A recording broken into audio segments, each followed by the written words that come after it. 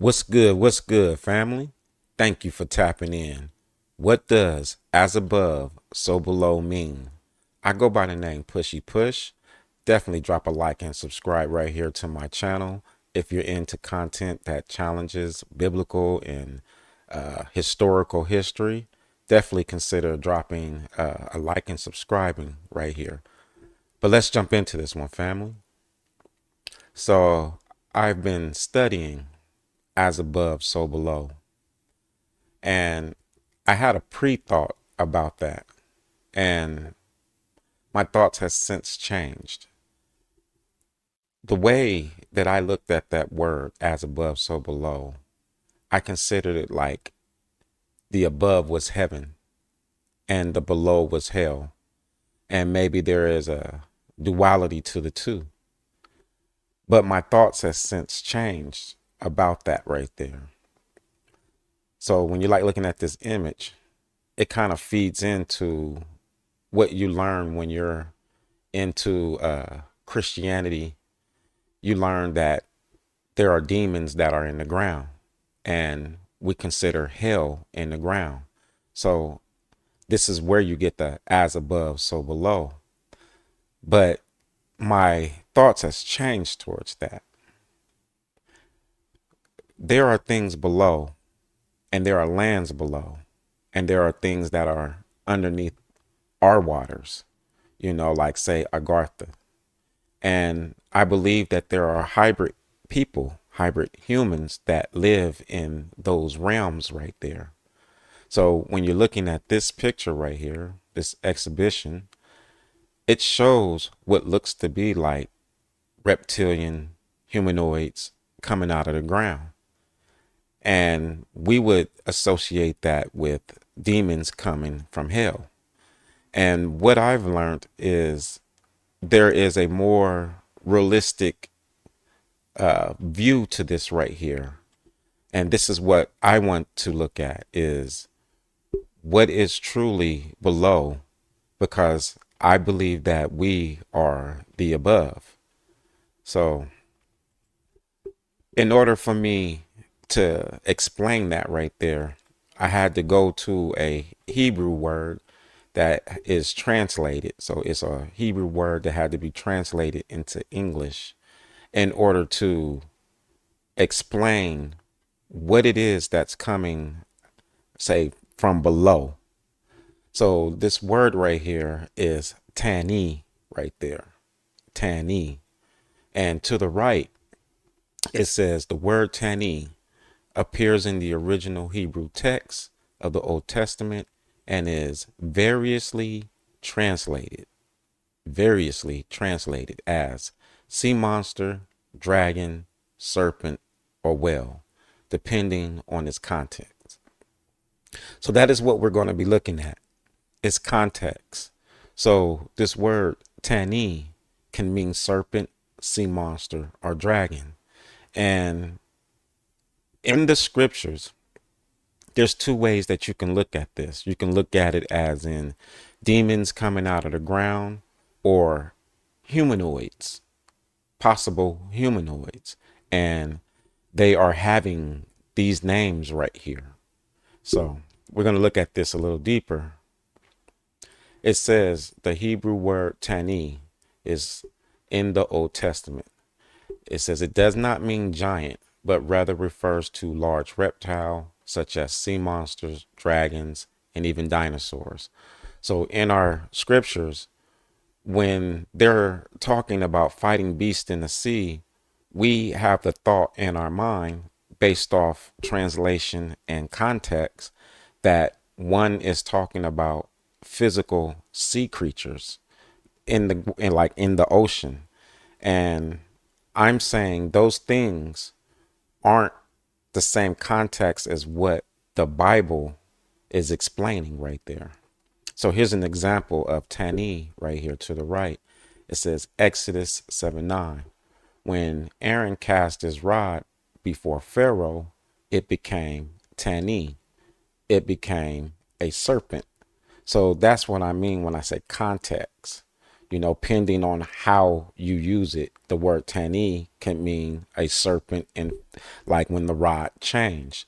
But no matter what, that word tani means reptile, sea monster, or dragon. And I'm saying this because we're going to use Psalms right here as the context with the word tani. So it says, Psalms 74. In this poetic passage, God is praised for defeating the sea monster. So the sea monster is Tani. My thoughts, this God is not fighting a fish that is being disobedient. That is not the context that we should be looking at this as. It says below, thou did divide the seas by thy strength. Thou break the heads of the dragons in the waters. So again, this would leave you to think that there is a reptile fish that is misbehaving in the oceans. This is a context challenge right here. It says right here, this verse commands all creatures to praise the Lord. It says, praise the Lord from the earth. So praise the Lord that is from the earth. It says, ye dragons in all deep. Well, fish, sea serpents cannot praise anything. They don't have that intellectual mindset like that, at least from my understandings. Like, I'm not saying that, say, dolphins aren't smart, but they aren't praising, say, the things that we praise. So the context in this right here, it's different than, say, a large reptile or a dinosaur or a sea creature coming out the water. And I'm going to show that right here. So at the top, it says key meanings and use of tani. It says down right there at the bottom, second row, dragons and monsters. It says also translated as dragon or sea monster in other passages, symbolizing forces of chaos and rebellion that God will defeat. The Tani looks at the word dragon and sea monster. So the word Tani is dragon and sea monster. Now, a dragon and a sea monster cannot rebel against God. A fish cannot rebel against God. That's why I said this is a context piece right here. If we look to the right in the yellow, it says, from the Bellington's Law Dictionary, 1948 edition, it said human being. Human being is defined as follow: sea monster. And if you look to the left right there, that is Tani. That is the sea monster that the scriptures is talking about. A human being is defined as following: a sea monster. It says, from the same dictionary, monster is defined a human being by birth, but in some part resembling a lower animal. So a human being is a hybrid man. So most people in the world are not human. Most people in the world are man. Male and female is man. And then you have hybrids, mankind. Hybrids, human and humankind, or humanity. That right there, that word, human, is a sea creature. So when you're looking at that right there, Tani, the sea creature, when the Most High is getting mad at the sea creature, he's not getting mad, or the God isn't getting mad at disobedient fish. That's why I said the word Tani and the context and how it's used. So human is a sea monster. Human is Tani right there. Very important. But let's go a little further, kind of bring this open. Right here, we back at Psalms. And it says, in the poetic message, God is praised for defeating the sea monster. The sea monster is a human being, is a hybrid man. It says below, thou did divide the sea by thy strength, thou break the heads of the dragons in the water. If you look to the right, that is what the scriptures is talking about. Those are dragon kings right there. They come black, they come white, they come Asian, and they're green. That is a dragon king. So when the scriptures is talking about it will break the heads of the dragons that's in the water, that is what they're talking about. The beings that live in the abyss, in the caverns below, in the Agartha, underneath our waters. It says, praise the Lord from the earth. So you're something below in the caverns below, and it's telling it to praise the Lord of the earth. It says, ye dragons and all deep. A fish can't praise, but a hybrid man can do that. And that is what we're looking at right there. You're looking at what a dragon is. A dragon is a wild man. That is what a dragon is. And this is what the scriptures is talking about. And these men are tani right there. They are serpent. They are sea monsters. This is what the scriptures was talking about. It was talking about actual beings as dragons that were being disobedient, other creations that was being disobedient. When we look at this picture right here, this is how we taught. This is how we're taught, as above, so below. But what I'm saying is we have to change our outlook when we look at this. So the dragon right there with the crowns on the head walking out of the water, those are those men right there. They don't have to walk out the water. There are technology like the place like Agartha. It's said that that place has technology. Okay. So what's coming out the water is men, hybrid men. They called them dragon kings. Okay. And then you see right there the sheep man with the robe on. That is a hybrid man also. So like to the right there. What we're dealing with is hybrid men that has been given a spiritual like image right here. These images are symbolic. The dragon king is those men, is many men like that. And they come from below, or like they would say, from the waters. That is what you're seeing right there is the dragon kings. So those are men, hybrid men. And then you have also hybrid animals like types that are here on the land. And both of these types are what you can saw like and say human or human beings. They are sea monsters. They are wild men.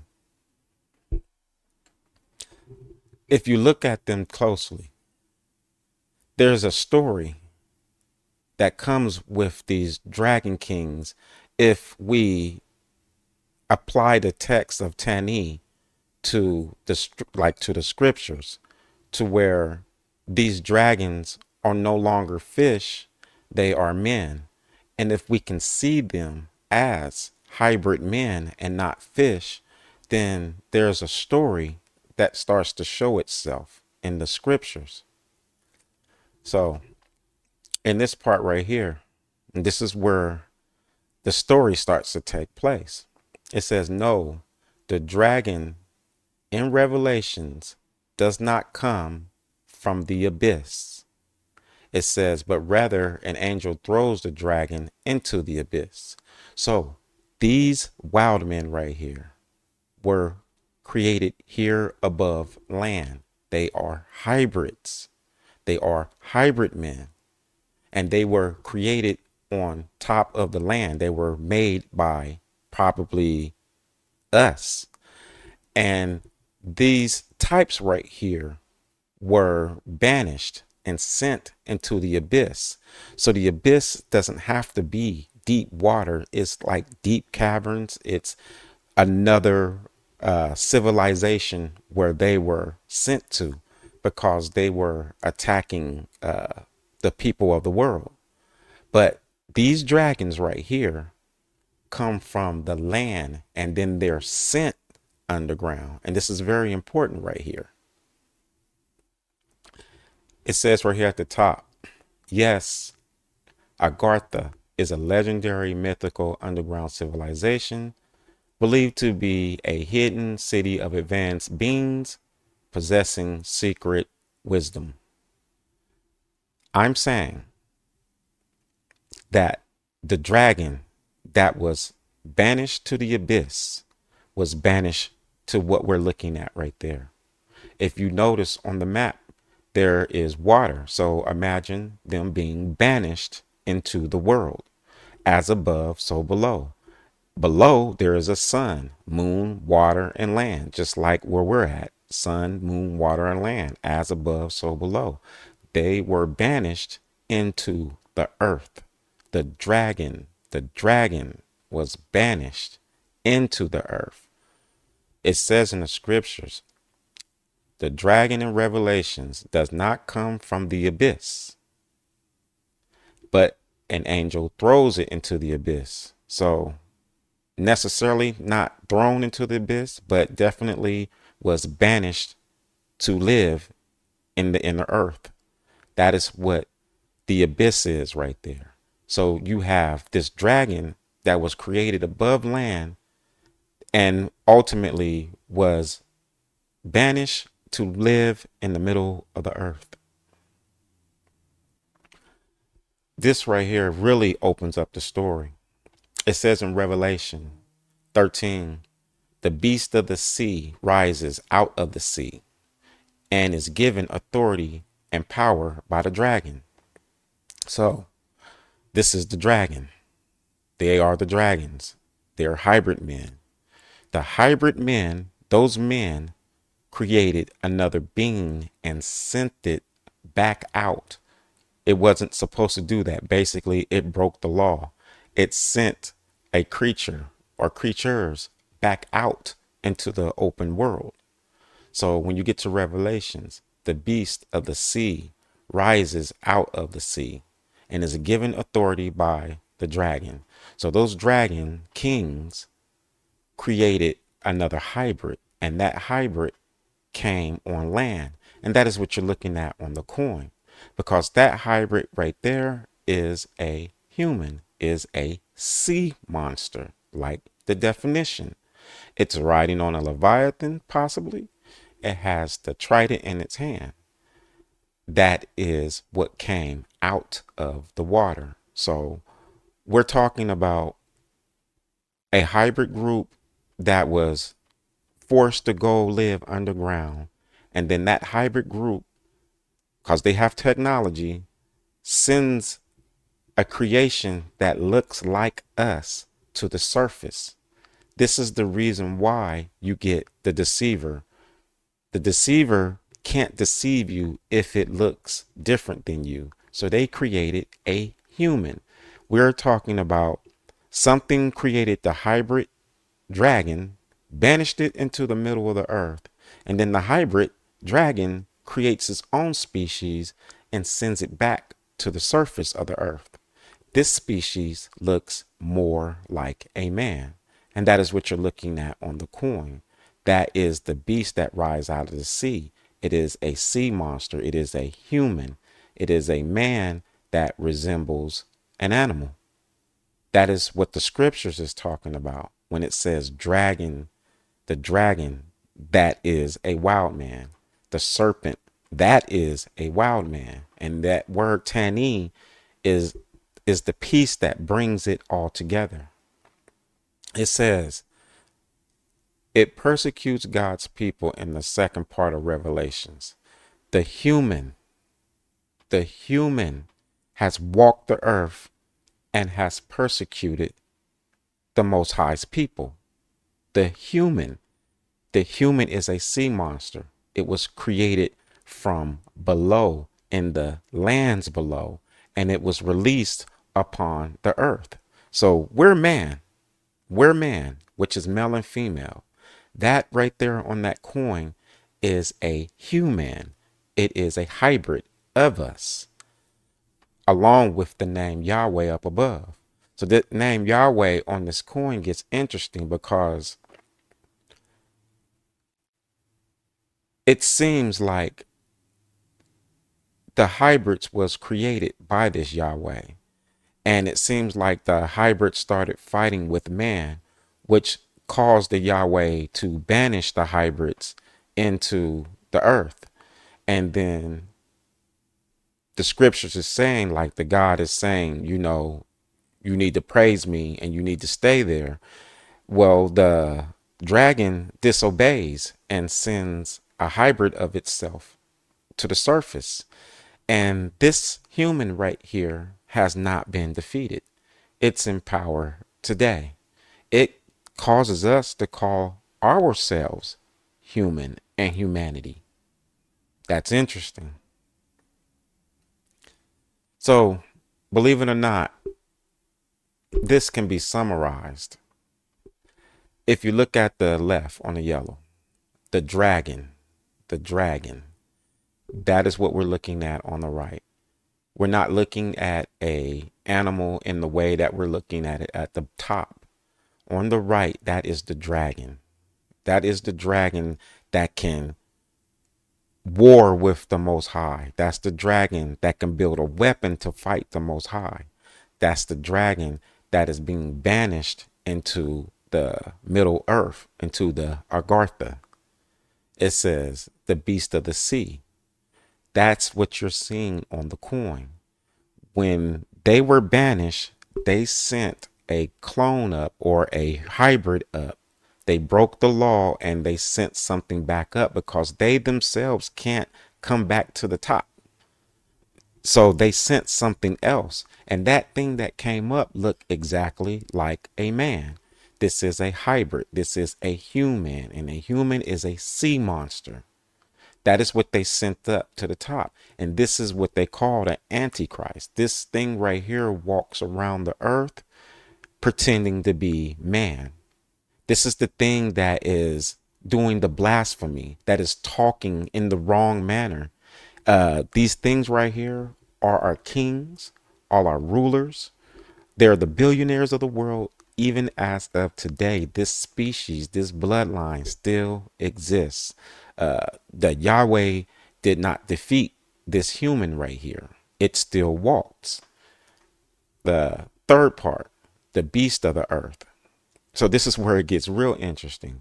So you have the dragon men, kings, who were banished into the abyss. And then you have the dragon kings create them a species, a hybrid, that they sent upon the land to war against man on the land. The human, think about this, the human being created another species, and that is the wild man, the one that looks like more animal like. And that is what you're looking at with the priest. The priest is descendant of that right there. A lot of the priests, not all of them, but a lot of the priests have been those of that bloodline right there. So this whole thing has been playing out even as of today. It's playing out. Basically, our world is ran by the inner earth. Maybe a long time ago, the Yahweh defeated them, but they sent a hybrid to the top. And this hybrid that looks like us is ruling right now.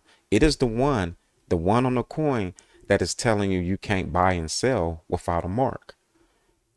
That hybrid right there, which is a human, created another species. And that is what you're looking at with the Pope. That species is in the church. So in our biblical times, in our eyes, it looks like this. The hybrid You see that right there? The Dragon King right there. So this one's coming out of the water, coming out of the water. So if it's coming out of the water, then that's the human right there. Because the first dragons, the Dragon King, the men, were sent into the abyss. This one is walking out. So we're talking about this image represents humans. And the humans, which are sea monsters, created the wild man. What you see is the lamb right there with the red garment on. That is the priest today. That priest right there, the Pope as the wild man, is that lamb right there.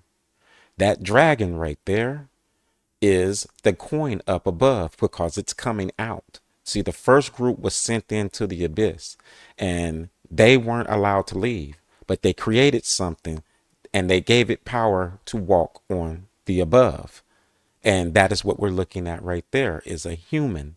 And that human right there is the one who created another species. See, we got to basically detach ourselves from that word human because we're man. We're male and female, and everything else is a hybrid. And what makes this interesting, on the coin is the name Yahweh up in the ship. And I'm saying that technology of that ship, that is what's in the painting. That cloud with that burst of fire, that is nothing but a ship that can cloak itself. And you have beings in that ship that has created species, and those species has warred against man in the world. So this brings on the next video because we're going to look at how Yahweh fit in this. Is Yahweh the creator of these species?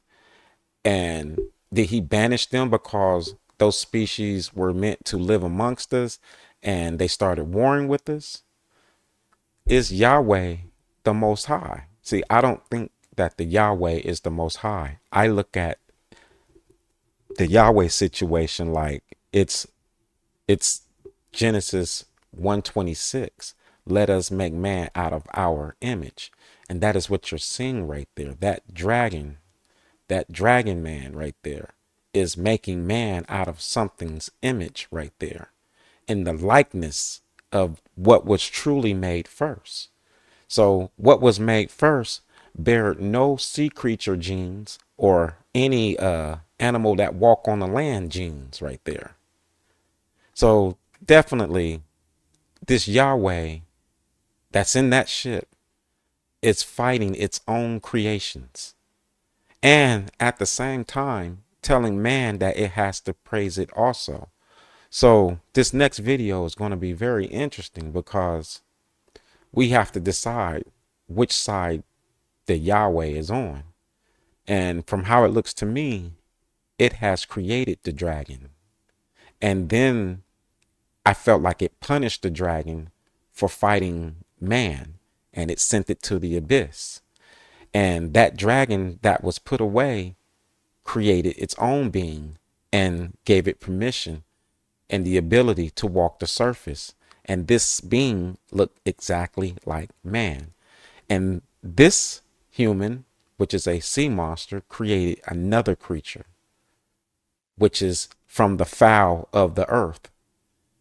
We're dealing with hybrids. We're not dealing with anything that is spiritual, an angel above, a demon below. It's actually hybrids. And my thought is the Yahweh a God? Is the Yahweh many people? Is the Yahweh from the middle of the earth and it has came up to the top? So we're definitely going to be looking at this, family. I know this was super deep right here. I definitely appreciate it that you've even watched this far right here. The next video is going to be very deep. Um, we have to challenge. We have to challenge. That's why I use the word Tani, because it's just based on the context. Either you can read it like a fish in the ocean, or you can understand it as a hybrid man who is placed in a civilization that is underneath our ocean, which would be considered the abyss. That is what I think as above, so below is. We are the above, and we have hybrids that are living underneath us in the caverns with technology, and we're at war with what's below. So with that, we're there, family. Until the next time, I definitely appreciate you. Definitely thank you. And to the next time, thank you again.